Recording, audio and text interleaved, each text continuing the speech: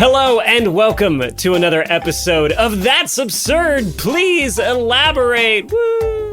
Streamers, party noises. Yeah. I am one of your two usual hosts of this show where we take absurd questions from listeners and then we do our best to actually research and find some sort of satisfying answer, or if barring that, something funny. I'm Julian Huguet, and joining me is an unusual host. Trace Dominguez is traveling. He's in another hemisphere right now. We've taken advantage of that fact to bring back one of our favorites, returning champion. He's a writer and producer for Practical Engineering, chief comms officer for Perforated AI, and the boss of Nerd Night Pittsburgh, or that's right, Pit Boss, as I'm going to call him. Ralph Crewe, welcome back! Julian, I'm so glad to be here. Thank you for having me. I am so ready to nerd out with you. I'm so thrilled because Trace was like, hey, I'm traveling, find somebody. And I was like, who do I know that I enjoy their company. I enjoy what they have to say about science. And if I need a bird fact at 2 a.m. Anytime you need a bird fact, I've always got one in the chamber ready to go. Just text him. And that narrows down the list to one man and one man only. So Ralph, thanks again for being here today. Oh, it's such a pleasure. Very excited. Boy, it's been a long time. Last time we had you on, I tackled your question about the unpointiest thing. That's right. Which was the Calgary Saddle Dome. You had done the pointiest thing, right? And I always like to sort of test the fences, and go the other direction. If there's a pointiest thing, there must be there's this hierarchy. There must be a least pointy thing. I had to look into the mathematics of curves and find out what negative curvature is, and it was very annoying and confusing. But anyway, Calgary Saddle Dome, most pointless, and it looks like it's going to be another season of that for them. This is not a hockey podcast, though. It could turn into one if we're not careful. That's true. No, this is a science podcast, usually, although today my question is not in the realm of science. Not really. Ooh, I'm very excited. What do you got? So, we have a Patreon, as you may or may not know, and the perk that all the patrons get is we post a poll. Trace and I select 5 questions that we like, but, we've kind of got a backlog of questions to work through. There's just so many good ones coming in all the time. We say, okay, here's 5 that we like. Patrons, what's your favorite? We'll pick that one. And this time, the patrons selected a question from Finjan, who asked, if the Library of Alexandria was never destroyed, how technologically advanced would we actually be today? And how many books would it contain today? That is an amazing question. It is. It's got to be hard to answer, right? Because it did burn down, from what I remember, right? So, it's hard to, what was it like in there before? Counterfactuals in history are always so difficult, right? Because it reminds me of the butterfly effect, right? Which I think everybody gets wrong. But do you know the science of the butterfly effect? It's the sort of thing where I think I do, but that is maybe a poor choice. Maybe I should say no. Why don't you tell me? The thing I always hear people say is if a butterfly flaps its wings somewhere in Asia, it'll cause a hurricane. And that's not remotely close to what the butterfly effect is. The butterfly effect is the mathematics of chaos and how small, very, very small changes in initial conditions can cause vastly different outcomes. And we use this a lot of the times when we're talking about literally predicting weather, funny enough, right? And the reason why our forecasts can only go so far into the future is, we can only measure the current conditions so accurately and then project those forward. And because small changes in those conditions can cause huge changes later on, our forecasts get less and less reliable the further into the future you go. And if you were to graph mathematically, how things move, based on initial conditions, it forms this butterfly-looking pattern, and that's where it gets its name. Oh, it gets the name from the shape, not from the actual butterfly metaphor, right? I'm talking off the top of my dome, but that's what I remember, yes, is it forms this cool butterfly pattern. And so when we're talking about, changes in history, especially something that happened 2 millennia ago... It's been a while. Who knows? Who knows where the future would also, go? It could have burned again later on, right? Maybe You know something I learned about the history of the Library of Alexandria researching this? Is there's a lot of fire involved, actually. Oh, really? Yes! Not just the one famous one? No, but we'll get to that. I want to follow up with Finjan's like little blurb, though, of extended stuff. Okay. So we have more specific things to look into, right? Yes. Finjan added, I've often heard the claim that the destruction of the Library of Alexandria set human knowledge back a few hundred years. But how significant of an impact did it actually have? Could we have gone to space in the 1800s had it survived? And I thought that's an interesting point of view, right? Oh, well, if it set us back 200 years and we went to space in the 1950s, why not? The 1750s even, 1800s. Right. So imagine late. Ben Franklin in orbit. Yeah, in like what were the pants styles back then? They weren't even pants. Yeah, with the big socks and those shoes with the breeches. Big buckle. Yeah, pantaloons. Buckles everywhere. Buckles on your hat. Buckles on hats. Buckle on your astronaut helmet. Is that, by the way, as a Canadian, is the buckles on hats for Christmas, for Thanksgiving thing? You guys don't have any, like, buckles on hats? So. I don't. That's a purely American I only thing, remember right? hat buckles once I came to America as a child. I think Canadian Thanksgiving is mostly about just eating a bunch of food and hanging out. Gotcha. Which is my favorite part anyway. So, let's get into the story of the Library of Alexandria, the history of it. What is your understanding of how the library was destroyed? It was lit on fire, was it not? I don't know. So I remember specifically the Library of Alexandria comes to mind when I think of the old Carl Sagan Cosmos. Did you ever watch that? It's like a science communicator's dream. It's like one of the best. And he talks about it burning down. It was burned out. Was there like an invasion, some sort of warfare thing that made people burn it down, or I don't know. The story I had heard, and I couldn't find it again. This is in my memory, and I have a pretty good memory, but we're all fallible. But the one I remember learning at some point was there was some vandal who just thought it would be a gas if he burned this thing down, right? Because then his name would live on in history as the destroyer of this library. And of course, in classical Hellenistic fashion, right? His punishment was to have his name stricken from every record so nobody knew who he was, right? Oh. And then, because nobody can keep a secret, apparently his name is actually known, and it is... Is it Julian? I don't know. I actually couldn't find it. Like I said, I looked up this story and I was like, where is it? Couldn't find it anywhere. But that was an apocryphal tale I had heard. But that's, like I said, not anywhere in the record. But there are records of fires. But maybe the history of the Library of Alexandria isn't really so much due to pyrotechnics as it is to the natural path of history. So let's start with exactly what the Library of Alexandria was, and let's put it in a little bit of context. So, first of all, Alexander the Great founds Alexandria in Egypt, modern-day Egypt, around 331 BC, right?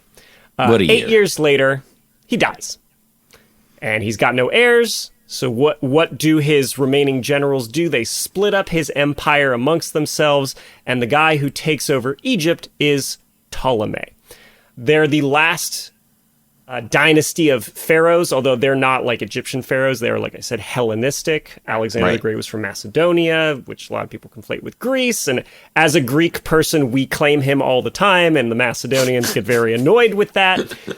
Anyway, so Ptolemy is from this, Mediterranean area, and he kind of supplants himself as the pharaoh and tries to kind of take over that Egyptian ethos and, wear the crowns and stuff, but he's still very much Macedonian at heart. And so he wants to make Alexandria a great city of the ancient world, a prestigious city. And so, they invest in infrastructure and building up the stature of it, more than just the military of the area, but also, the civic areas of the city, the scholarly areas of the city. Now, nobody knows exactly who founded the library, if it was Ptolemy I, or Ptolemy II, or Ptolemy III.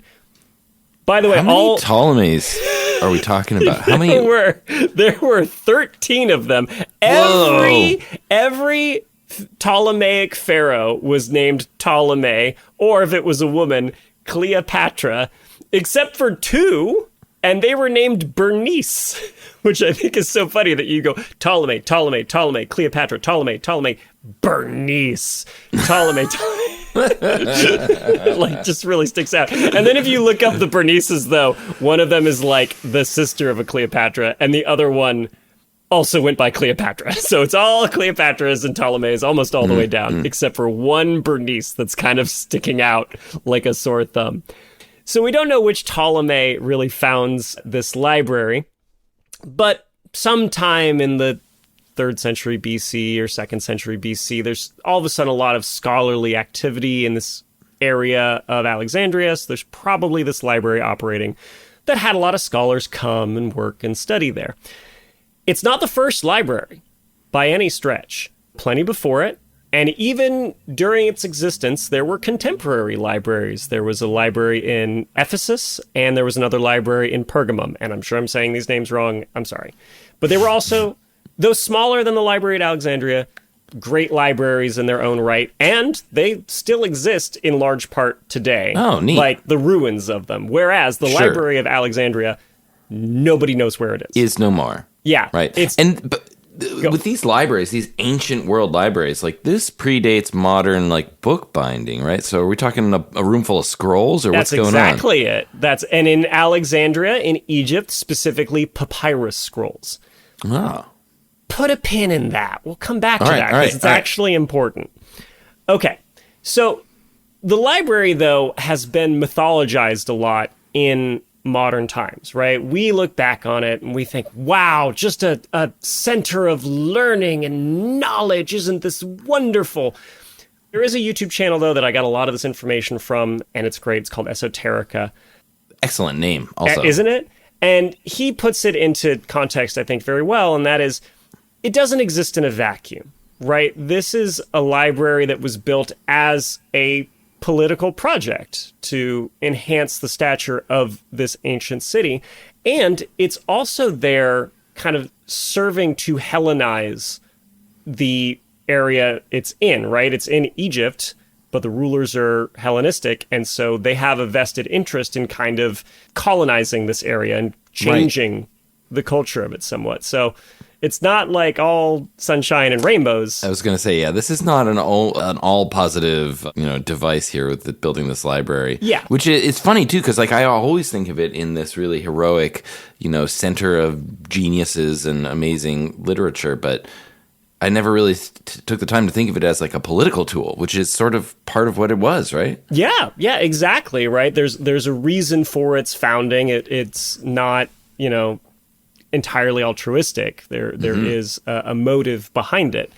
So a lot of these scrolls that were in this library, they may have been translations of other works from other parts of the world, but they're translated into Greek. And they're also, in the way that translation can do that maybe people who don't work in, localization aren't really familiar with, but like the context of them, the meaning of them is massaged and changed, or there's commentary written into them and stuff like that. So it's very much, the works of the Western world, but through a Hellenistic lens that was stored in this library. So something to note, something to think about. There was, at the height of the library, a lot of notable works coming out of it. For a few centuries, for a couple generations of scholars, it's the place where Homer's works were kind of finalized and published it and then distributed widely. And so Homer's poems, like the Iliad and the Odyssey that we're familiar with today, the form that they are finalized in comes from scholars at the Library of Alexandria. And Homer's already dead by this time. Oh, right? Yeah, long dead. Long dead. But, he had redactions in his work and different versions, and so this is where scholars kind of put like it. The version that I read in high school came from the one that was in the Library of Alexandria at some point. From the work of those scholars. Eratosthenes figures out the Earth is round. Great. Did you know that? I did know that. It's one of my very favorite things, the way he did it. You know the way he did it? I did, but I'm always happy to listen to it again. Speaking of Carl Sagan and the cosmos. Carl Sagan explains Eratosthenes in Cosmos, does an amazing job. So basically, Eratosthenes lives in Alexandria, but he grew up in a small town called Syene, which is farther south. And Syene is like right on, and I'm sure I'm saying it wrong, but it's like right on the tropic, right, where during the summer solstice, the sun will be passing directly overhead, straight up, right? On that day at solar noon, if you look straight up, that you'd be looking at the sun, which is dangerous and you should not do. But he noticed that when he was a kid, if you looked down a well on that day at that time, sunlight went all the way to the bottom of the well. And there was not a day at all in Alexandria further north where that happens, because it is farther up from the tropics. There's never a day when the sun is that high in the sky. And he was able to basically do some trigonometry, measure the distance. I think he paid some guy to walk. They had and count his steps. Professional walkers, right? Like people who were trained that their step was a consistent distance. And so if they counted their steps, they would know almost exactly how far they'd traveled. Right. And he was able to measure the angle of the sun on the solstice in Alexandria and compare it to the straight up angle that it would have been in Syene. And by knowing that arc length, you're able to construct the diameter and circumference of the Earth itself. And he was right within a couple percentage points. Shockingly good estimation of the size of the Earth, just from some sticks and shadows and a well and a little bit of knowledge and a professional walker. Look at that. You can, if you don't believe the Earth is round, you don't need any sort of special ring laser gyroscopes. You just need to be able to walk. Well, I mean, at this point, you can drive. Your car odometer is going to be good enough, right? Your car odometer is good enough, Just put a stick in the ground somewhere, measure the length of the shadow. I mean, you could honestly FaceTime your friend. Yeah, you don't even need to drive. To do that. Just be like, you can confirm that you're in Oregon for me? Great. Okay. How tall is your stick? How long is the shadow? And you could do it immediately. And it would be, I don't know. Seems like a big waste of effort, really, to be fighting at this point. But anyway, thanks, Eratosthenes. Thanks, Eratosthenes. Also, what a delightful, difficult name to say. The STHN cluster in Eratosthenes. Oh, it's Greek names. I'm going to start saying miracles, like Miracles. Miracles. Stuff like that.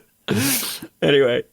It's a Christmas Miracles. Anyway, so this is also where early alchemy starts taking shape, the precursor to modern chemistry. Astronomy advances as a science thanks to Hipparchus. Anyway. Hipparchus? He does work on I think so. Work on the orbits of the sun and moon and determining their sizes, their distance from Earth. A lot of great stuff coming out the first couple centuries after this library's founding. And it becomes the largest holder of texts in the ancient world. So we're talking scrolls. Do you want to ballpark how many scrolls you think are at this place? I mean, it's got to be at least 10. 10. But big ones. I mean, a scroll could be... so I'm going to guess 100,000. Is that too many? That's ballpark for some estimates. Okay. The estimates range, it's actually a pretty wide ballpark, because again, not only is the library gone, we don't know where it was. Alexandria, right? Yeah. That's about as good as we can pinpoint. And the district of the city where it was in, right? There was kind of a proto-university in this area that we know of. But exactly where it was, we don't know. So it's hard to estimate the size of it and therefore how many scrolls it could contain. So estimates range between 40,000 and 700,000 at the high end. Whoa. Obviously, if it's this big, it's going to be hard to find stuff in it with that many scrolls. There's no Dewey Decimal System. Did they have a card catalog? They had, thanks to Calamus... These ancient Greek names are going to be the death of me. Callimachus of Cyrene. He created something called the Panakes, and it was a library catalog, scrolls about where to find scrolls. Scrolls on scrolls on scrolls.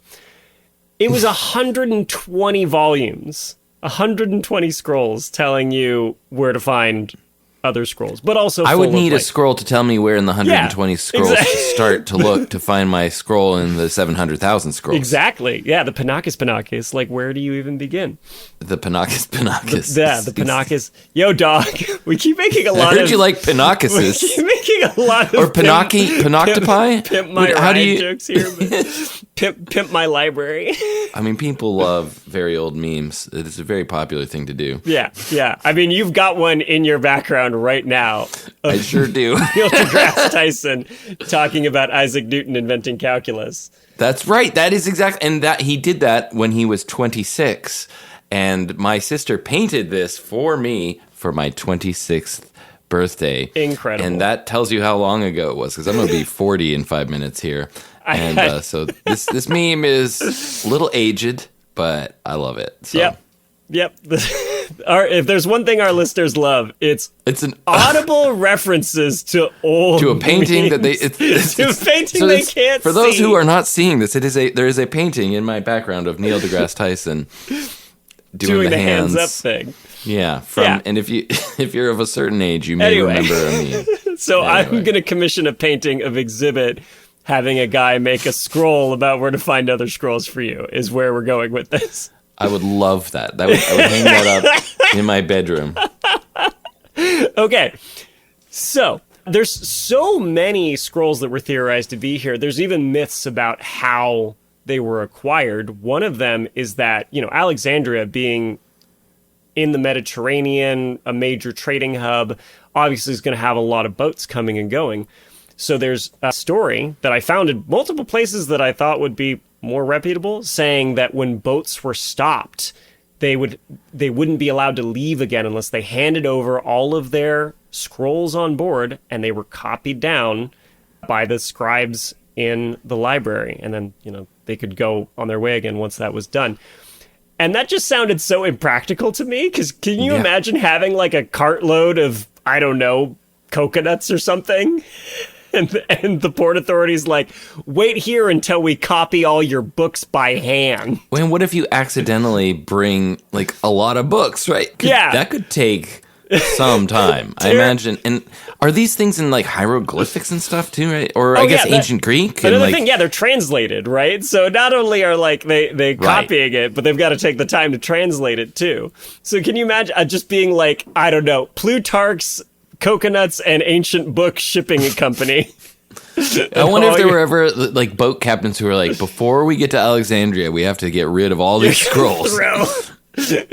Anybody that's reading like a smutty novel on board in their bunk, it has to be tossed out. Like, I love the idea of a smutty scroll. Just like someone sailor, like excitedly like spinning the thing, scrolling through. Oh, how short was his toga? Oh boy. Anyway, so that probably didn't happen. That seems unlikely, and sources seems unlikely. Yeah, that seemed to be more, delving into the weeds of history. Like, that did. But I do love the idea of it. So, okay, we've laid this foundation. We've got this gorgeous library full of scholars. What happens to it? Well, like a lot of institutions, it starts falling into decline.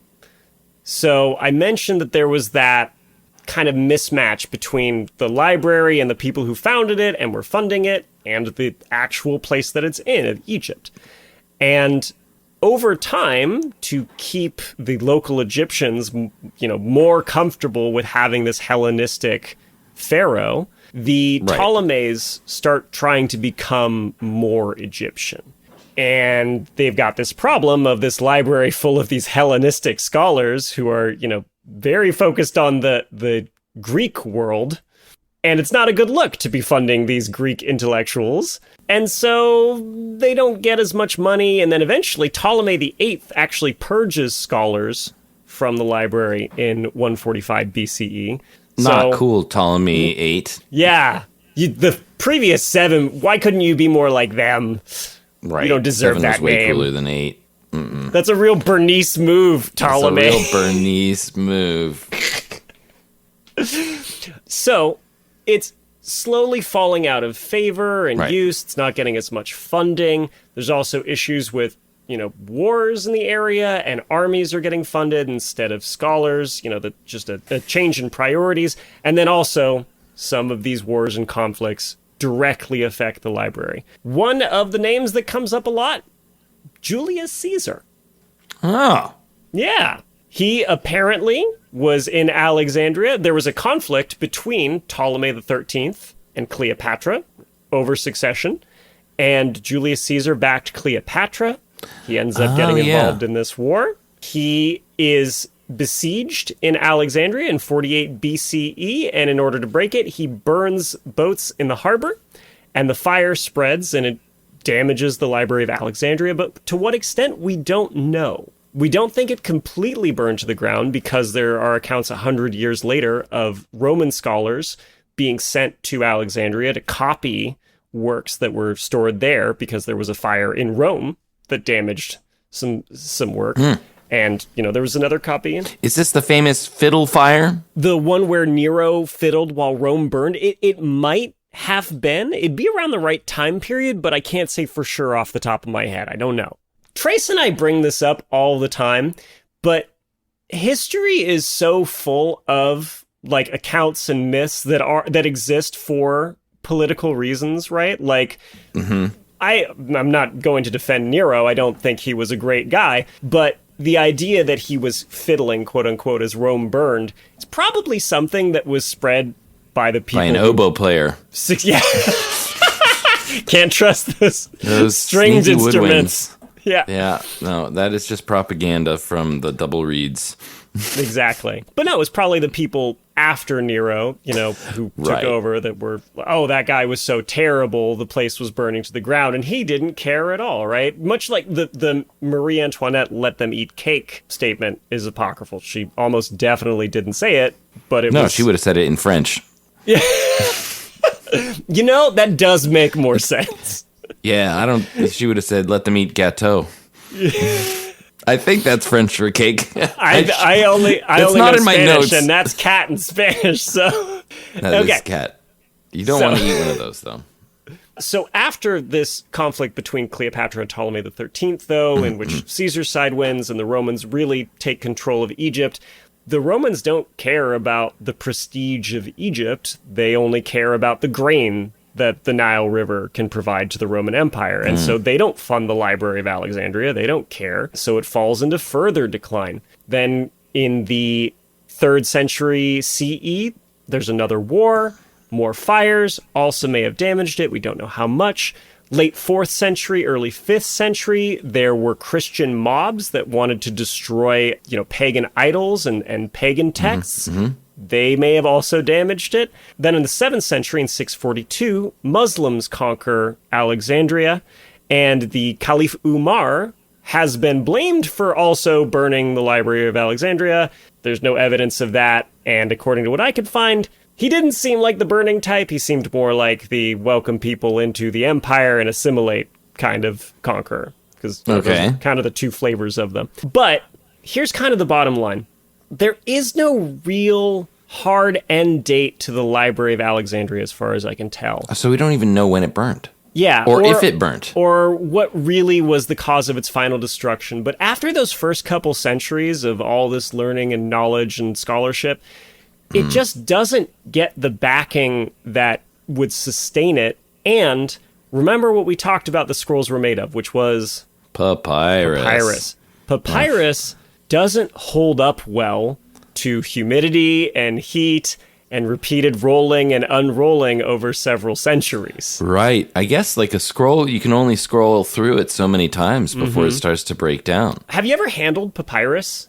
No, I haven't actually. What a disappointing part of my... I'm nearly 40 and I've never held a scroll of papyrus. I've been to Egypt. I've, done like a touristy thing and like had my name written on some papyrus, and it's not like paper. It's quite, the fibers are still pretty distinct, and they you can see how they would come apart easily, and also in a hot, humid environment, how they would rot still. Right. And so after centuries of this library being underfunded, these scrolls are just going to naturally decay because of the environment that they are in. You know, if there's nobody constantly copying them down to new papyrus or to a new material, there was another contemporary library that switched over to like vellum, animal skin. Isn't that like, lamb skin or something like that? And those texts held up much better.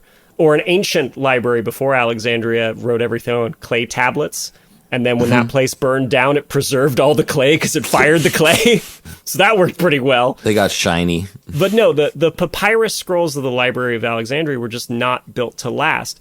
And so I wouldn't say there's any like one cause of death for the Library of Alexandria. It just stopped getting this attention and support that it needed to be a thriving center of learning and knowledge.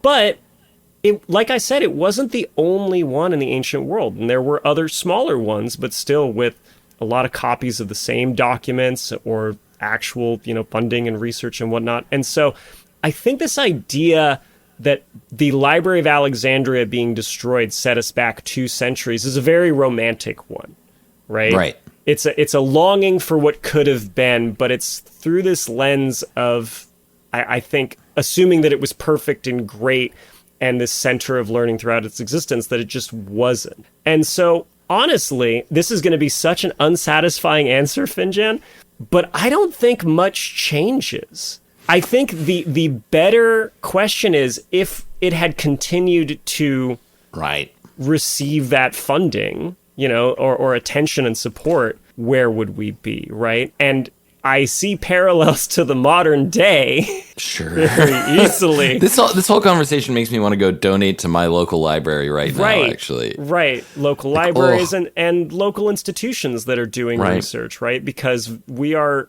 kind of in another period of the political winds have changed, and there's a distinct anti-intellectualism in some parts of the world that is growing, and it threatens to basically put a stop to a lot of this learning that is underway. A lot of medical research today is under threat. I mean, to say the least. I'm sure we could think of plenty more.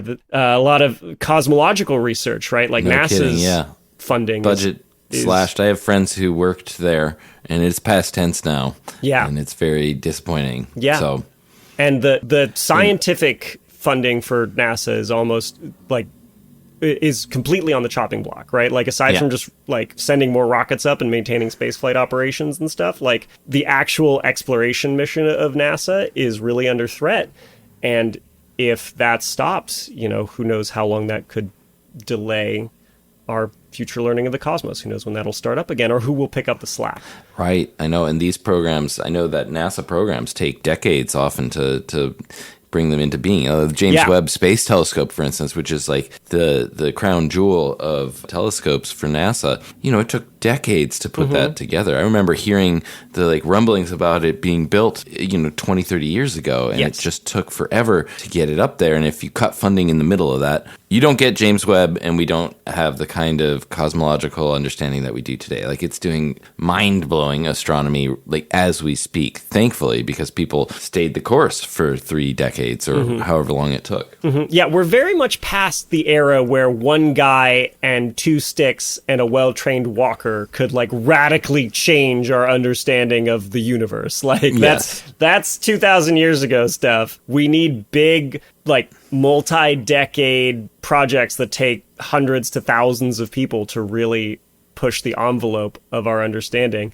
And that's all under threat, kind of for similar reasons that the Library of Alexandria fell into decline, right? The political winds changed, there's other priorities, or, there's just people that think that, this scholarly endeavor is a waste of time, or somehow undermining the culture of the place that they live in, all these things. And it's spooky reading up on the research, and I can't help but contextualize it in the world I live in today. But there's a lot of things that I'm like, I don't like how familiar some of this feels. Yeah, no kidding. Anyway. So the answer is not, it wouldn't have changed. I don't think much. Yeah. More importantly, if it had continued to be funded at the rate, but again, chaos theory, butterfly effect, if it had continued to be funded, would it have caused more, instability in the region for the reasons that we talked about? And eventually, for some other reason, the library gets destroyed, maybe local Egyptians don't like having this Hellenistic, monument when there are other priorities that are not getting attended to. It's impossible to say, but I wouldn't say that the library was destroyed in a dramatic event in one single thing like a fire. It was a long, slow decline. Interesting. But other places in the world were still studying, still had scholars, still had, advances in literature, and a lot of this stored knowledge as well. And so I don't think its loss was as catastrophic to advancing humanity as we tend to think of it today. Also, 200 years... which 200 years are we talking about, right? Because I think the difference between the 9th and the 11th century is pretty small in a lot of places, and I don't like. This is also such a Western lens too, right? Because if you talk to people in Asia, they're like, we had an unbroken chain of scholarship for millennia, for thousands of years. What are you poor Westerners crying about? And that's where about? most of the people in the world live, right? I try to remember that. These stories are just a small portion of the world, just looms large in our Western culture. Mm-hmm. Mm-hmm, exactly. Anyway, thank you so much, Finjan, for sending in that question. Thanks, Ralph, for hearing me out. We are going to take a quick break, and when we come back, Ralph has an answer to share with us.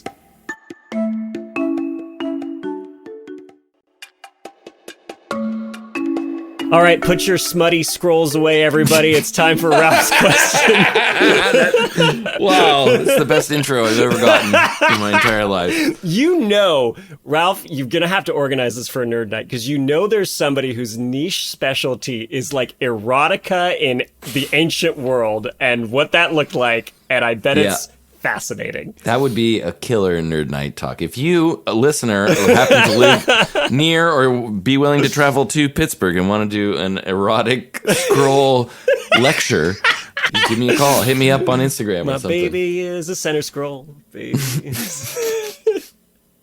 Okay, so my question, which I loved this question. It brought me back to my days. I worked in a planetarium for nearly 10 years. Oh, love hence it. The Neil deGrasse Tyson flavor stuff in my office here. But the question is from Chelsea, who asks, what would happen to a dead human body on each planet in the solar system? Include or exclude Pluto at your own discretion. Oh, okay. It's been almost 20 years since Pluto was quote-unquote demoted, and we're still having this fight. Yeah. Amazing. It should never have been a planet in the first place, but I digress. We'll come back around to we can come back to Pluto. I did include it in my list, so we can address it. We're going to work from the inner solar system outwards to answer this question, but I also kind of want to take a look at the sort of flavor text that Chelsea included in this, because I thought it was great. She said, I plan to donate my body to science after I die, which is excellent. I also plan to do the same thing. And it says, which probably means it could end up on a body farm or something similar. First of all, Chelsea, you're probably going to end up being sliced up by med students, but that's important work. But you might be in a body farm. But regardless, she says, that got me thinking about how bodies decompose differently in different environments, which is very true, in deserts versus deciduous forests and whatnot. And then she wondered what would happen to a body if it got deposited on, say, Neptune. Or in Neptune's atmosphere, and then she started wondering about other planets and thought it was a weird enough question to send our way. It sure is. It sure is. First of all, I love that she starts with the body already dead. That makes this a little bit less gross to go through. But I do want to point out that no matter if you start with a living person, the answer remains more or less the same here, because, all bodies become dead bodies when they are on any planet other than Earth. The conditions everywhere other than just this very specific part of the Earth that we happen to live in is not very good for living bodies. So, well, that was a lucky break, wasn't it? Before anybody gets mad, there's so many people who point to we must have been created for this Earth because look how perfectly we fit on it. It's like, no, we're a product of this environment. Of course we're adapted on to this it. Earth. Yeah. That'll kind of do it. Anyway. Yeah.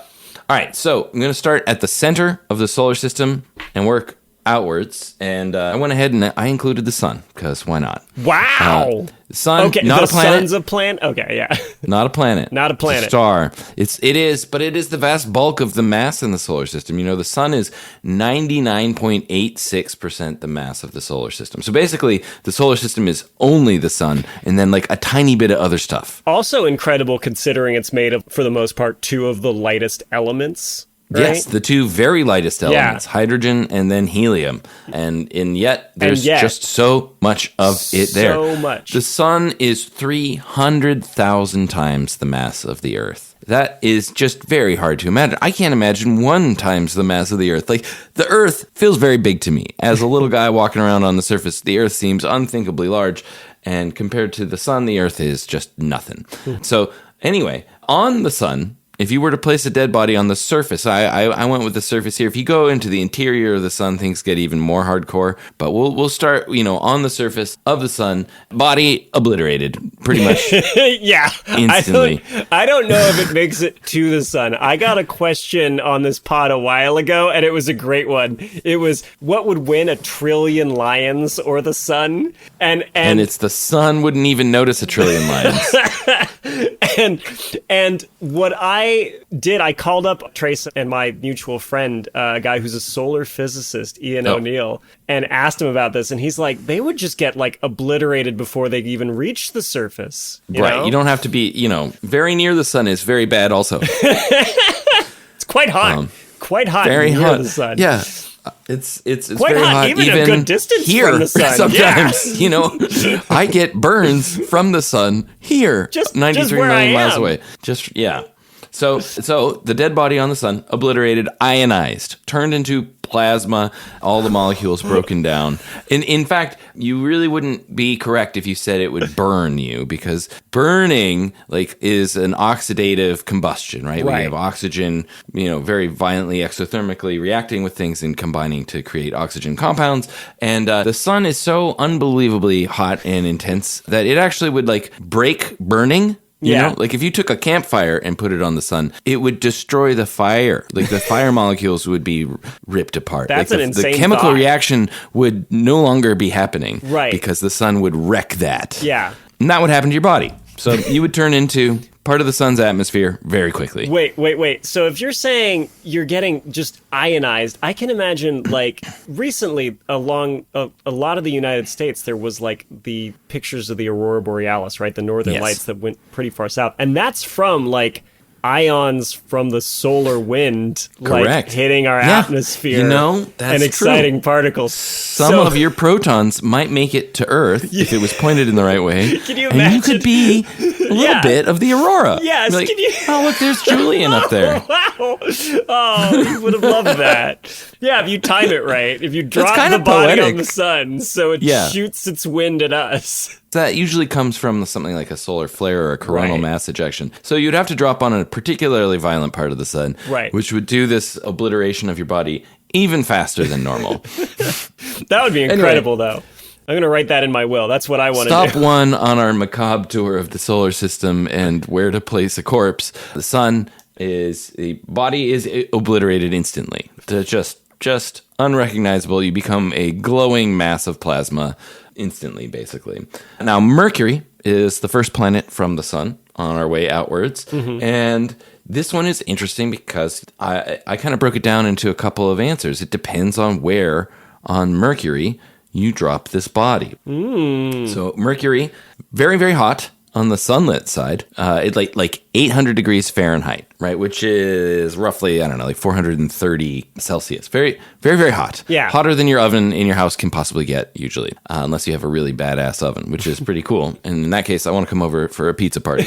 Instant pizza. Just instant pizza. Put in the oven for 30 seconds. So Mercury, on the daylight side, you are going to cook. But you also aren't in the presence of molecular oxygen. So you're not exactly going to burn. You won't burst into flames, but your molecules will be broken down very rapidly from all that thermal energy. So you will cook, you will turn funny colors, much of you will evaporate. And Mercury having essentially no atmosphere, a lot of those molecules that come off of you will get blown off into space and fly off. By the solar wind again.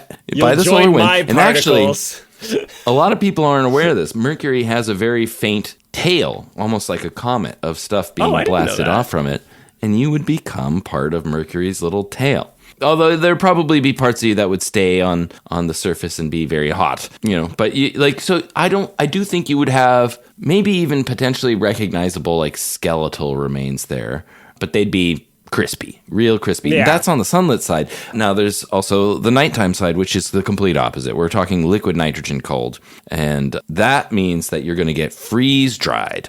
So again, no atmosphere on Mercury, so there's no pressure, which means water doesn't want to be a liquid. It wants to either be a gas or a solid. And in this case, it's going to sort of freeze dry and sublimate, and you will become eventually sort of mummified. And actually, it is a decent kind of mummy situation. But the thing is, of course, Mercury is turning. It is rotating. Now, it does this very slowly. Weirdly slowly, because its year is actually longer or shorter than its day, right? So the day on Mercury is considerably, and it gets really confusing to think about because you have a sidereal day and a solar day, which are very vastly different in length. Right, but like if I remember correctly, it's like 2 solar days to every 3 years on Mercury, right? It's got I think it's called a 3-2 orbital spin resonance. It takes a really long time. So if you're on the nighttime side, you're going to be on the nighttime side for quite a while, but eventually you're going to rotate over to the hot side, and then once again your body will be cooked. And that will happen. Now, there are a few parts of Mercury that are called permanently shaded regions, or PSRs. These are like the bottoms of craters near the poles where they never are exposed to direct sunlight. And if that happens, then you're going to be an icicle mummy for a very, very long time. So you'd actually be fairly well preserved. The kind of thing where, even in a few million years, someone might be able to come and recognize that this was once a human being. There is intense radiation on Mercury. Even if you're in a permanently shaded region, cosmic rays are going to interact with you. But the good news is that if you're already dead, that's not that big a deal. Yeah. If you have DNA and you're trying to make more cells, radiation is a real problem. But if you're not alive anymore... Great news, your problems are over. No, don't. Corpses never get radiation sickness. Yeah. They just don't. You can't get cancer if you're dead. And... So there are upsides, silver linings and all that. Silver lining. So that was my take on Mercury, and we're going to continue on out on our tour of the solar system to Venus, Earth's evil twin, and Venus is a very different place than Mercury.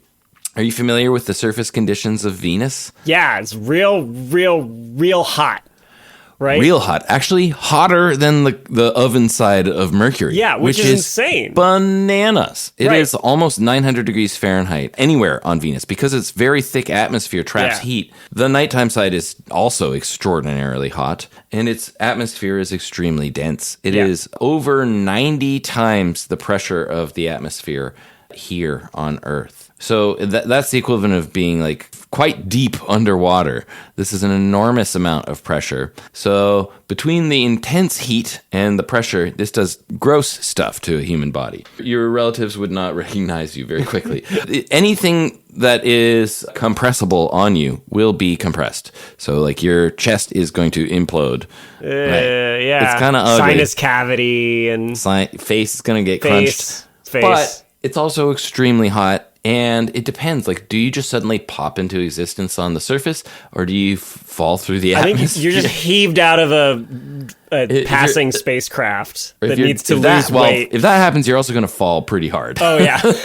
It's true. But also, there's a fair component of the atmosphere of Venus that contains sulfuric acid. Oh, okay. So you're going to get a little liquedated, you're going to get a little dissolved. You're going to dissolve a little. But it rains sulfuric acid on Venus. Oh. However, it's so hot there that it doesn't make it all the way down to the surface. So this is where it depends on, do you get dropped on the surface or not? That's nuts. Because if you're making your way through the sulfuric acid rain band on the way down, That's going to do some stuff.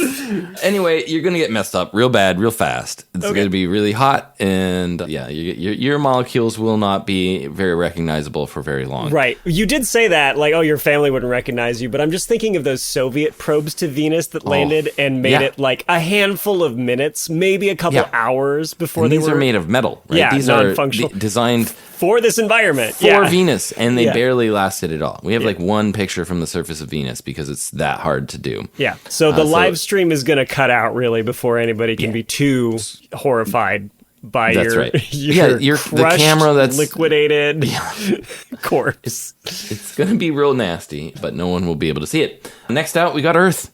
And this one is you're probably not surprised. Usually, a dead body on Earth gets handled by other people. So you're probably going to get buried or something like that. Unless, of course, you land on the part of the Earth that is the ocean. And then you'll just sink to the bottom where you'll be eaten by living things. Which is pretty cool way to go. Always cool. Unless you're in a weird place. I was listening to something about Lake Tahoe the other day. Oh, nice. Where the lake is very cold and also has a very low oxygen content at the bottom. So bodies that are found down there don't change at all. It's the opposite of Venus. Like a diver from 1995 was brought up like 20 years later, and they were like, this guy looks like he could have died yesterday. Oh, my God. Yeah, well, that might happen depending on where on Earth. Earth's a crazy place. Tahoe is a part of Earth, so if you put a body on Earth, it'll probably, it might do some funny stuff. Now, you might need a body farm to figure out. Yeah, you could. I think this is not Chelsea in the spirit of Chelsea's question, but it is a planet in the solar system. But Earth is also not alone here. We have a moon, and I figured it might be interesting to imagine what would happen on the moon. And it's very similar, but a little less intense to the whole Mercury situation. So the cold side, you're still going to get a mummy. The moon is 2 weeks in dark and then 2 weeks in daytime, roughly. And so you might turn into a mummy for up to 2 weeks, unless you are. There are also permanently shaded regions in some of the craters of the moon. So if you're in one of those, then you'll be preserved for quite a long time. Mm-hmm. Could be many millions of years where you'd still be a recognizable, human corpse. But on the sunlit side, you're going to cook it also. But low and slow.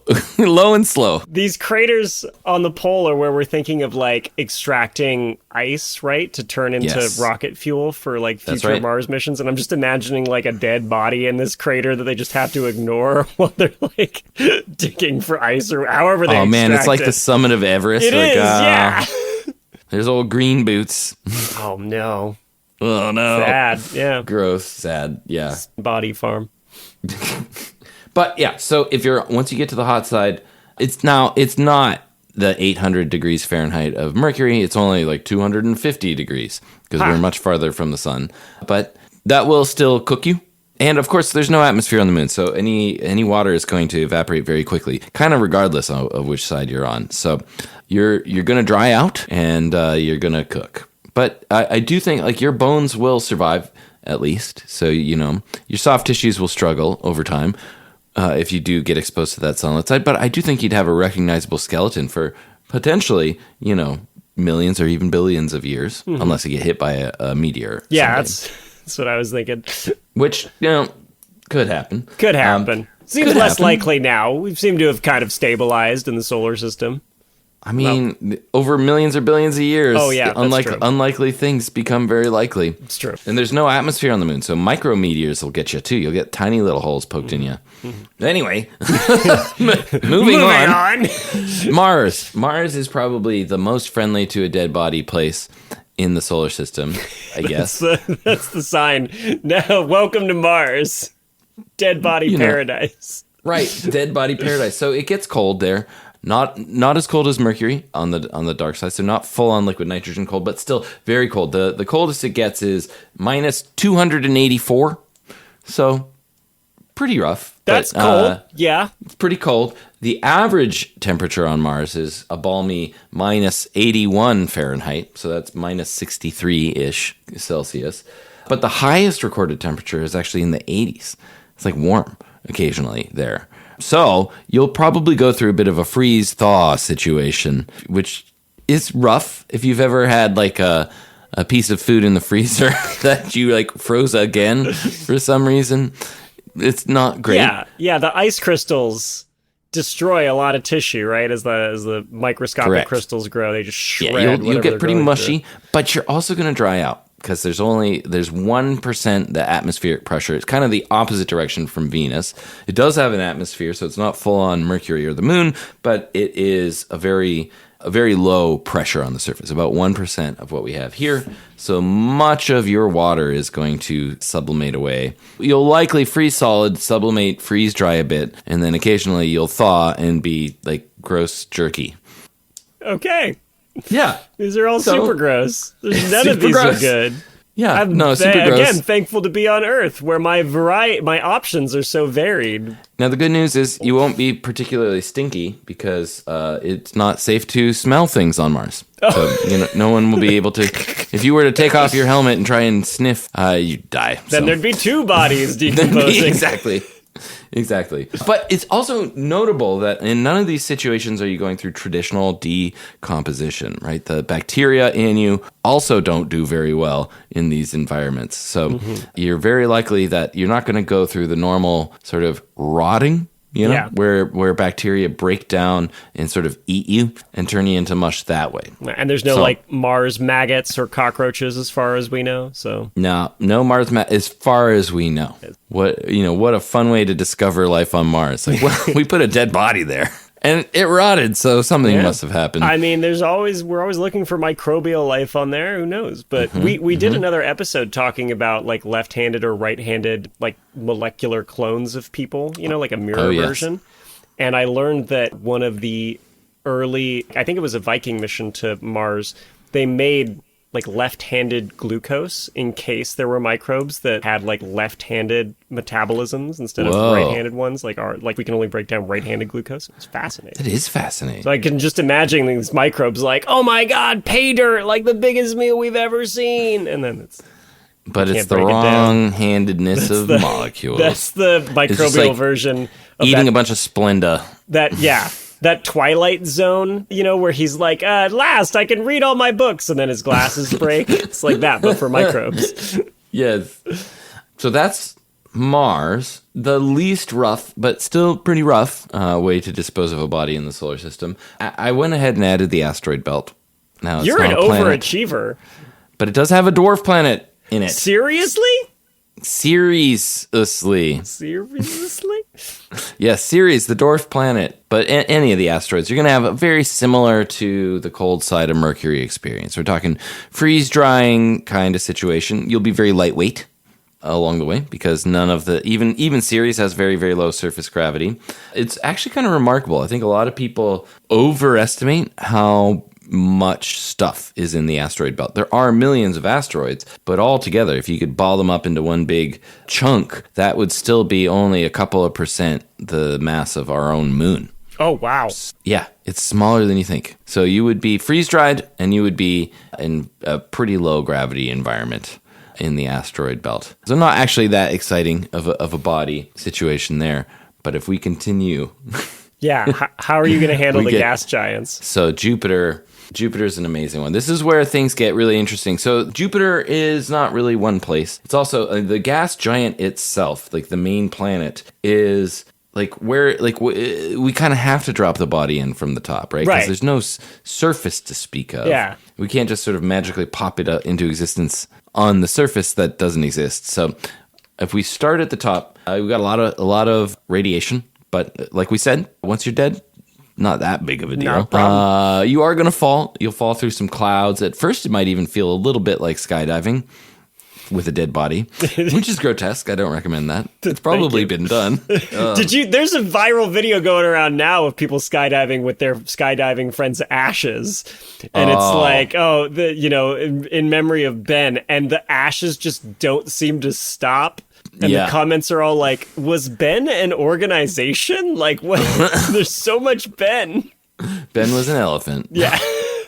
It would get weird on Jupiter, though. So Jupiter is very windy compared to the Earth. Very, very windy. You'd be falling through some, like, mega hurricane tornado kind of winds. Oh. Which would do some stuff. They would probably start tearing you to pieces, right? Like, it would not be very good for being one-piece body. You also go through an ammonia environment. There are clouds of ammonia, so it would be very stinky. it would also be not safe to smell, so don't do that. But you'd go through all these layers of the atmosphere, and you just keep falling and falling and falling, and it starts to get hot, and it starts to get very dense and high pressure around you. And eventually, you're no longer in a gas at all. So as you go deeper and deeper into Jupiter, it becomes a supercritical fluid where there's no real clean boundary between gas and liquid. It just sort of gets denser and denser and denser. Like you never sort of splash, you know? Mm-hmm. You just get thicker and thicker. Now you'd get to a place where your body as it is right now would be the same density as the stuff around you. And so you would theoretically kind of get stuck there and float. However, your density is going to change on the way down here as well because it's crushing you. You're getting compressed. And you're getting compressed. And the thing about that, as you get compressed, the stuff you're made of is more dense, or is just heavier stuff, heavier atoms than most of what Jupiter, like the sun, is a lot of hydrogen. And your molecules at the same pressure are going to be heavier than hydrogen. So you are actually going to continue down. You will no longer be recognizable at this point. You will also probably not be one piece. You'll be like a smear throughout the clouds. and then you'll eventually get to a layer deep down in the planet where you hit metallic hydrogen. And I'm going to guess that your tiny fragments, which at this point may be like atomized, just not a piece. But I think that you might get stopped there because this is a place where the pressure is so incredibly intense that hydrogen acts as a metal. That's insane. Which is just so hardcore. Yeah. So your unrecognizable remains would come to rest, I'm guessing, around the metallic hydrogen outer core of Jupiter, which... That's a great way to go. I think that's really exciting. That's really interesting. That's what he would have always wanted. That's what he always said he wanted. But Jupiter also is not alone out there. It's like a whole mini solar system, basically. It's got all these moons around it. And I figured I'd take a look at the big ones. There are, dozens and dozens of little ones. But the big ones, there are 4 that I thought were worth talking about. Now, the outermost ones are Callisto and Ganymede. I'm going to lump them together. They are quite large for moons. Ganymede's actually bigger than Mercury, which is pretty wild to me. Like, that's how much of a boss Jupiter is, right? Yeah. It's a planet that has moons that are bigger than other planets. And actually, Jupiter is more than half the mass of all the planets put together. Like, if you put all the planets, squished them up into one big ball, that would still be considerably smaller than Jupiter. Jupiter is the bulk of the mass that's not the sun in the solar system. 0.17%. Yeah, that 0.14% is mostly Jupiter. But these moons are a very interesting place. Ganymede and Callisto, it's going to be very similar to the dark side of Mercury. You're going to get freeze-dried for the most part. It's very cold. At this point, we're pretty far away from the sun, so you're not going to get cooked too much. So you got that going for you. Which is nice. But you're going to get mummified, freeze-dried on Ganymede and Callisto. Now, if we go in one more moon, we get to Europa, which is my favorite moon of Jupiter. And Europa is an icy ocean world. Now, you're still going to freeze-dry, but this time you're going to freeze-dry while hanging out on some ice. On a big, thick shell of ice, yeah. A giant, thick shell of ice, which I think is really cool. And the shell of ice on Europa does have fissures in it. So there's a chance that at some point you may fall into the ocean of Europa. But don't the fissures, shoot the water underneath Europa? I'm just imagining you getting launched. You could get launched. Yeah, you're at the geyser at Yellowstone. You plug it up. There are other places that are going to launch you probably more than Europa, but that could happen. But there is a decent chance that over time... your body smacks the Europa Clipper probe as it goes by. What a way for the probe to go down. Oh, we found life on Europa Clipper. Oh, actually, we found a dead body. Yeah, it's just a dead guy. Somebody who misused a genie wish. That's a real waste of a genie wish there. But there's a decent chance that you fall into the ocean, and that would be really interesting because that ocean has twice as much water as the Earth, which blows me away. Think how big the ocean is on the Earth. Europa is thought to have twice as much water as that, and it is thought to be geologically active. It has hydrothermal vents.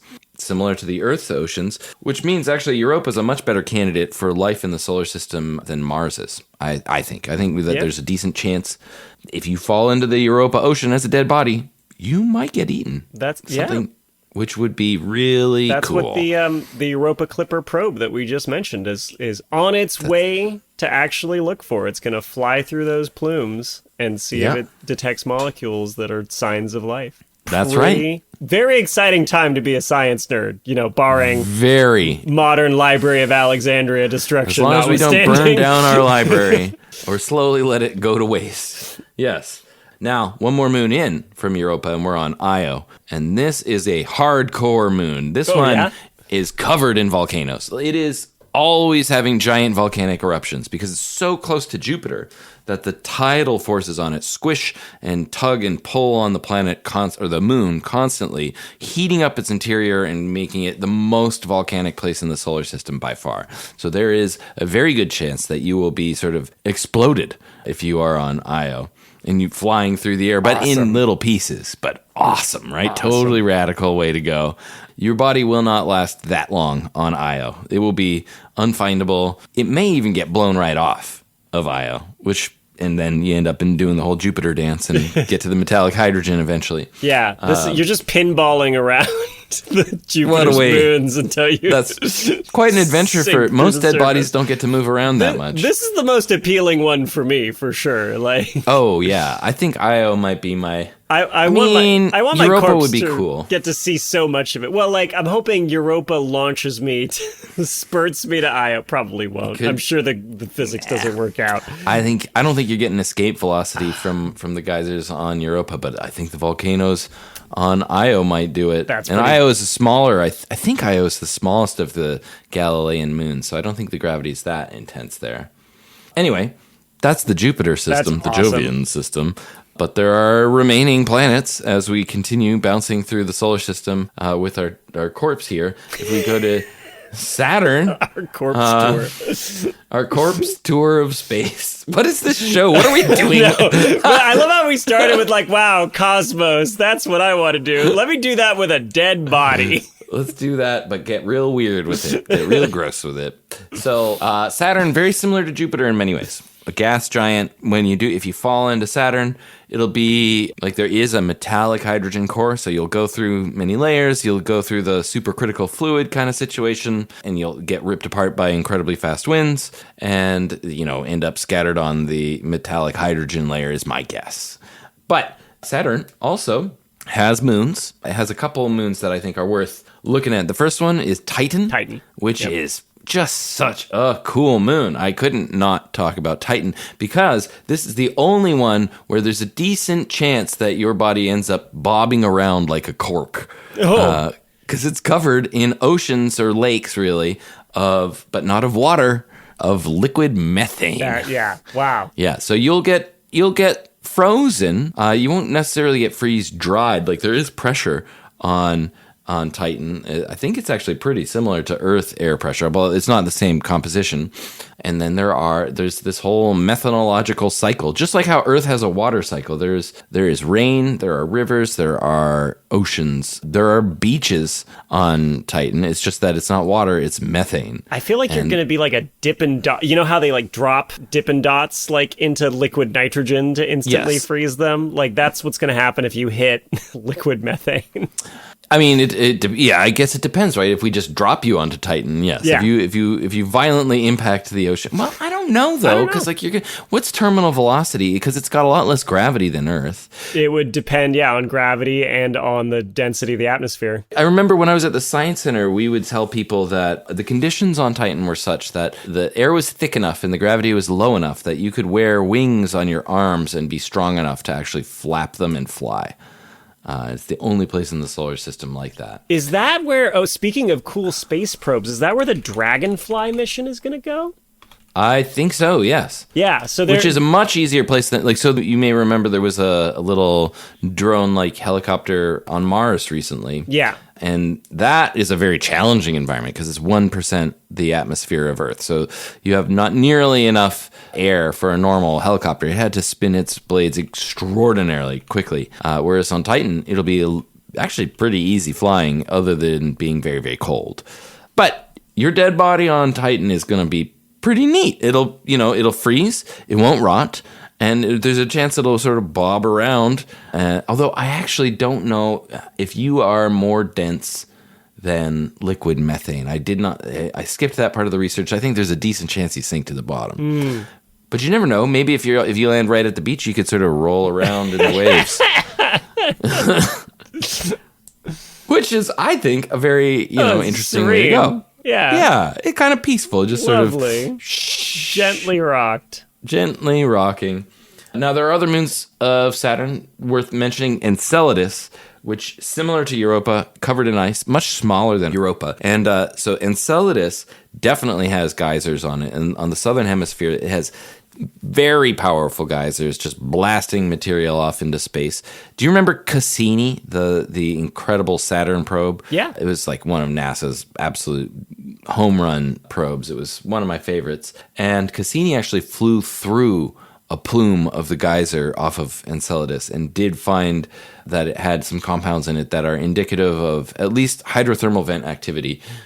So you never know. Awesome. If you're on Enceladus, like you could get geyser bounced, which would be wild. And the view, like you're at Saturn at this point, right? So like the view is going to be, I mean, you can't see because you're a corpse, but if you could, your family's live stream video of your the body. live stream would be insane. Saturn in the background. There is an ocean, and there's a chance that eventually somehow you work your way into it.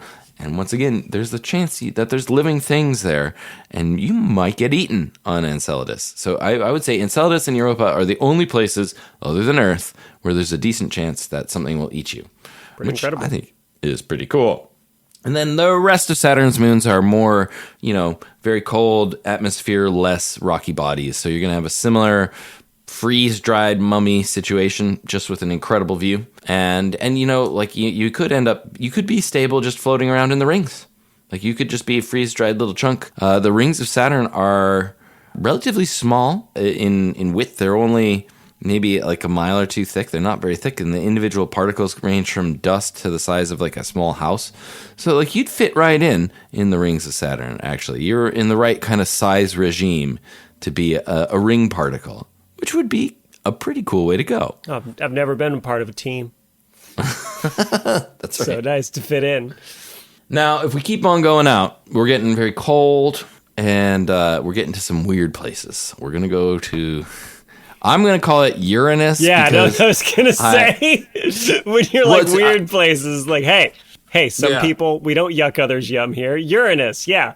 I mean, I actually think Uranus is one of the most interesting places in the solar system. Thank you. So much cool stuff going on there. Also, the whole like calling it Uranus instead of Uranus thing is a force of habit for me. I have to do it because I worked in a planetarium forever. And if you tell a school group of a bunch of sixth graders about the planet Uranus, that is the end of your show. Now it's just Uranus jokes forever. Yes. And we're above that here on this show. Yeah, but Uranus also has urine right at the front of it too. Yeah, which but is they not don't know what quite that is. as funny. Nope. You don't think 6-year-olds are making pee jokes all the time? There's just no great name for the planet. It's a ridiculous name. Who picked this?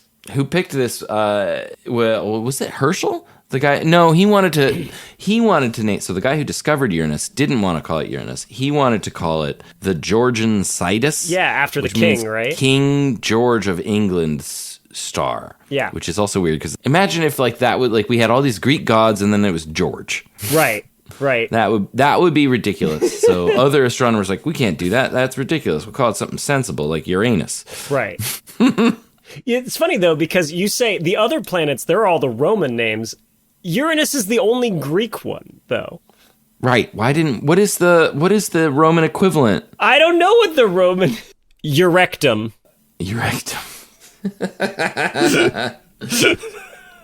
No, apparently it's Caelus. That could have worked. That would have been so much better. Yeah. Well, I think that like the traditional Greek pronunciation is more like Uranos or something like that. And actually the Roman pronunciation might be more like Galus. So I don't think 6-year-olds are going to handle that one well either. This planet's just not going to have a cool name one way or the other. Sorry, Uranus. But it's a cool planet, and in fact, it is what is known as an ice giant. So Saturn and Jupiter are quite hot, and they have quite a lot of pressure going on. Not nearly so much with Uranus; it's much smaller. So you'll be torn apart by winds as you fall through the gassy clouds, and you will still have some supercritical fluid, but you are not going to end up at a metallic hydrogen layer because it doesn't seem like Uranus is hardcore enough for that mass-wise. So there is a chance that the tiny fragments of your torn-apart, shredded body on the way down, and then, by the way, as they're going down, you're almost certainly going to get pelted with various kinds of hail in these super hurricane force winds, particles of various ammonia ices and things like that. And it's thought that deeper down, there's actually a region where we'll get diamond hail. Nah, I know. I see you with your eyebrows when I started talking about deep down inside Uranus. No. I knew that. I'm Is past that what you're doing? No, I'm you're past that. Okay, no, yeah. I knew about the diamond rain thing. I was diamonds, excited to get yes. to the diamond rain. By the way, you also are made a decent portion of carbon, and like you're going to get shredded, and eventually it could be that some of your carbon also gets compressed into diamonds. So I think that's actually kind of cool and a little poetic that you could turn parts of you would turn into diamonds if you fell into diamonds Uranus. in the sky. That's right. But your body's shredded, like unrecognizable. And also, I mean, it's inside of a gas giant, so it's like you can't like go look at it, right? It'd be totally dark and like moving around very fast. Yeah, visibility would be poor. Visibility is rough. There are moons of Uranus. None of them have any interesting conditions like Europa or Titan or things like this, but they do have interesting names. So Uranus was discovered by an Englishman in the 1700s, and so the moons of it are all from characters in Shakespeare plays, and then there are like two that are from Alexander Pope for some reason. So like it has moons like Oberon and Titania and Miranda and Puck, and I think it's Umbriel and Ariel are from the Alexander Pope side of things. But they're all named after interesting works of famous English literature from back in the day. But you would just totally be an icicle mummy on any of them. You would not. Very similar freeze-drying situation on them, regardless if you're on Puck or Titania. Now, if we continue on out, there's one more major planet, because there are 8 planets, remember? Right.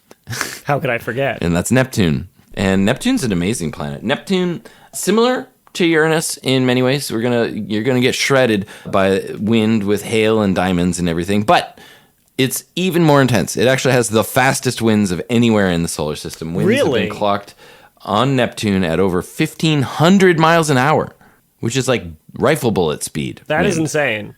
So, like, it's really hard to imagine wind like this, right? No, like for reference, a Category 5 hurricane is 150 miles an hour. Yeah. That's right. So, and it was how fast? 10 times faster than that. Yeah, so that's a Category 10 times. 50. No. It's absolutely insane.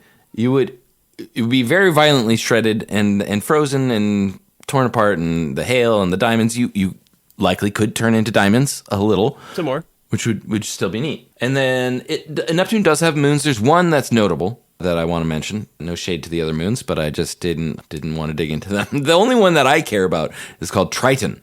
Are you familiar with Triton? No. So Triton is a fairly large moon, much larger than any of Uranus's moons. And Triton is almost certainly a captured Kuiper Belt object. Oh. So other moons usually form with their planet, and they orbit, along the sort of equatorial plane of that planet and in the same direction that the planet is spinning. But Triton is going the wrong way around. Oh, so cool. Triton orbits opposite of Neptune's rotation, which is wild and weird. And it is an icy Kuiper Belt, very Pluto-esque object that almost certainly is just captured.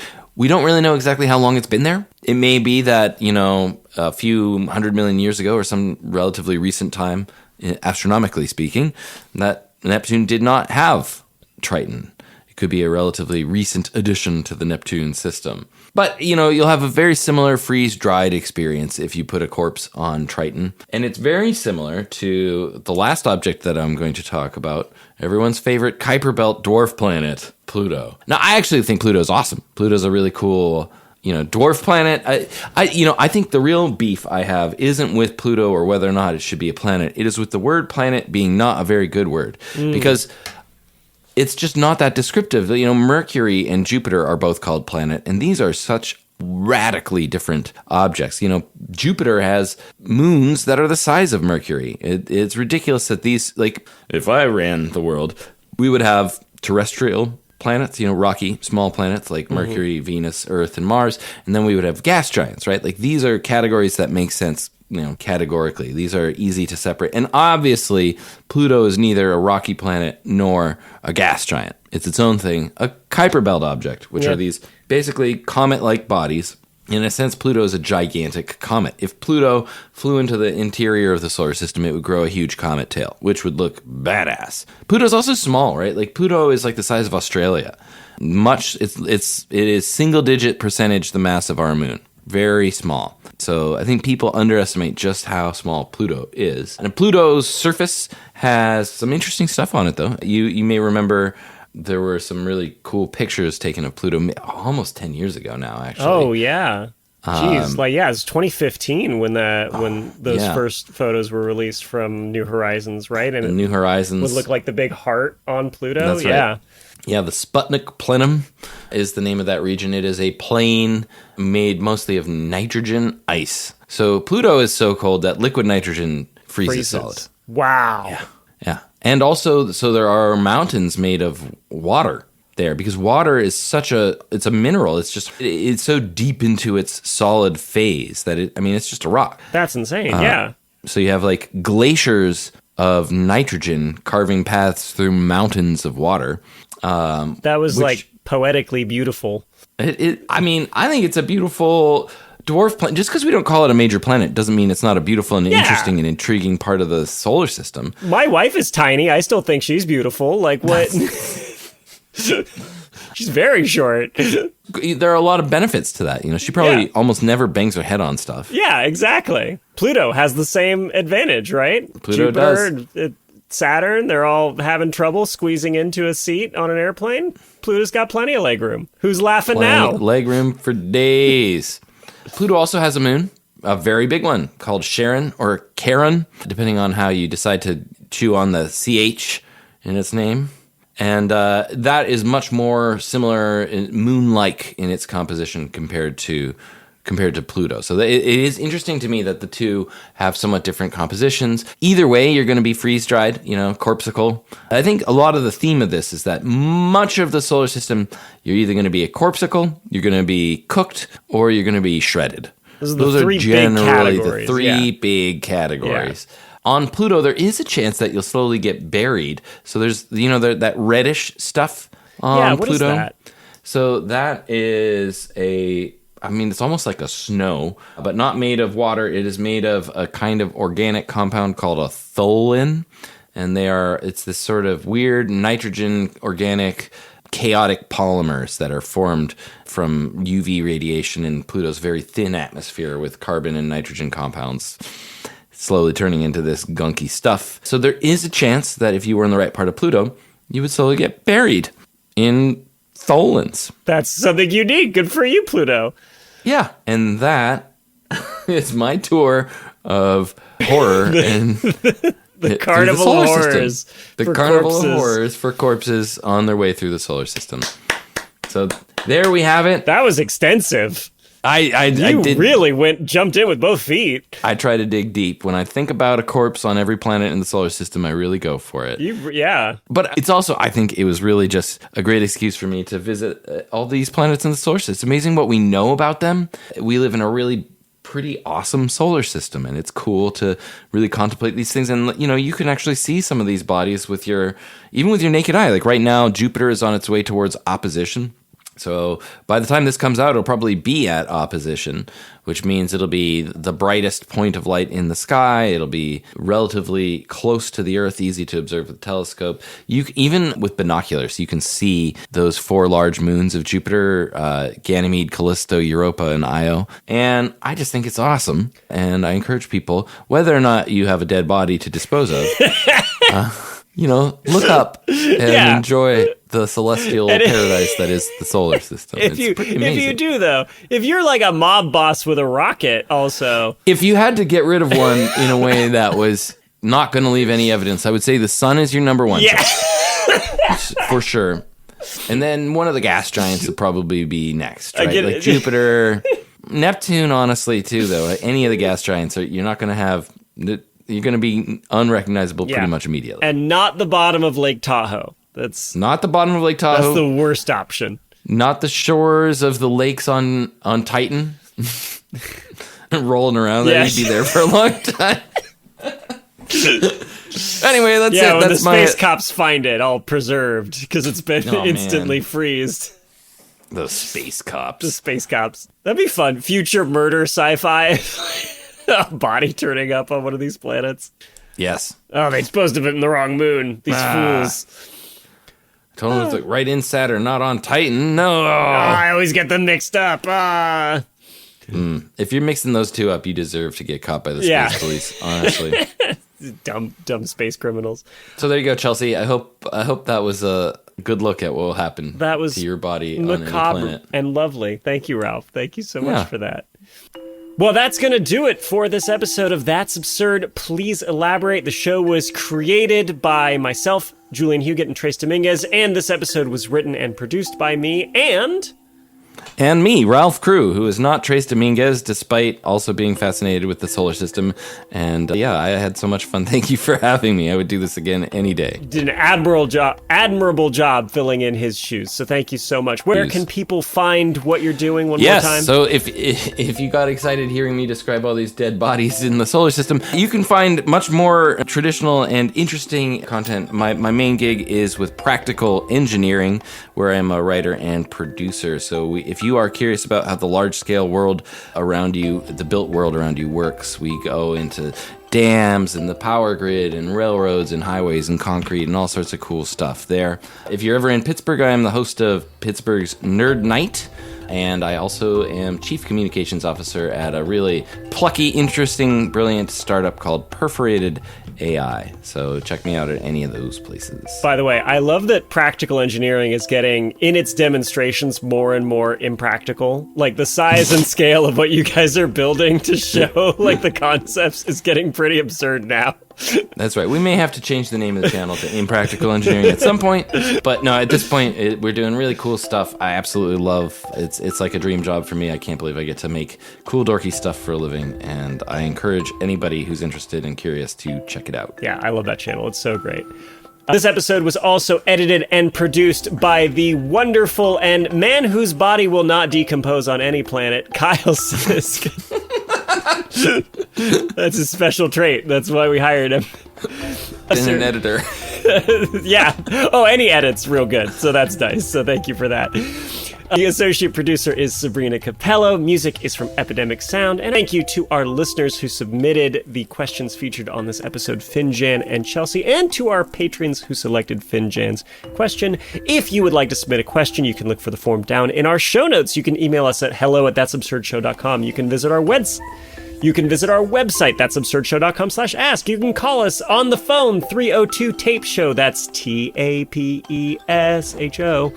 We couldn't do the show without your questions. They make us giggle and laugh, and they're silly and weird, and we love them, so thank you so much. Speaking of those patrons on the Patreon, I got a lot of people I gotta thank. As always, our absurd administrators, Adam, Les, Austin, Jonathan, Dan, Sabrina, The Brain, Hannah, Pinky, Apothecarian, Christina, and Atomic Straw. We have some anniversaries amongst our listeners. Theo's been here for 9 months. Dan and Sabrina, 6 months apiece. Laura, 3 months. Moore has been here, oh my gosh, a whole year. Hannah, who has a history with this show, a mixed relationship, I would say, with the host, because she keeps deceiving us. She's been here 9 months, and Atomic Straw for 6. And we've got some new Patreon subscribers, Derek and Jinx. Thanks so much for subscribing. We appreciate you supporting this show, not just with your ears, but with your hard-earned money, because you don't have to. That's insane that anybody would pay money for this, so thank you. So, let me see here. And of course, a special thanks to those listening on Nebula. Nebula listeners get access to ad-free versions of this show and other shows from great creators, including exclusive content. A lot of people on Nebula that Trace and I are big fans of, that we watch all the time, and you can only find their stuff there. And if you join at go.nebula.tv/that'sabsurdshow, you will also support us. Well, Ralph, What do we Julian. What do we say at the end of every episode? What do we say at the end? Ralph, as we always say at the end of every episode, preserve your smut papyrus if you want it to last. That's our practical advice for you here. Yeah, if you need to get rid of a dead body, go for the sun or maybe Jupiter. The sun's your best bet. Stop Sun's your hiding best dead bet. bodies on Earth. They're Don't gonna do it on catch Titan you. either. Yeah. That's real practical advice from this show, Ralph. That's what we seek man. to provide here. Amazing.